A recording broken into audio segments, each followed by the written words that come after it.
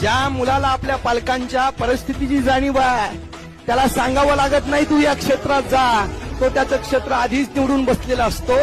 मग क्षेत्र आणि करिअर सांगण्याची गोष्ट कोणाला असते हा प्रश्न जेव्हा पुढे येतो तेव्हा जी मुलं अभ्यासाबाबत मागे असतात, जी मुलं सामाजिक ज्ञानाबद्दल सामान्य ज्ञानाबद्दल अनभिज्ञ असतात, जी मुलं सामान्य ज्ञानावर हे वरवर हलकं घेतात त्यांना ही गरज भासते. कारण ज्यांना माहितीची गरज आहे त्यांनी माहिती मिळवलीच पाहिजे, ज्यांना ज्ञानाची गरज आहे त्यांनी ज्ञान हे स्वीकारलंच पाहिजे, अभ्यासलंच पाहिजे.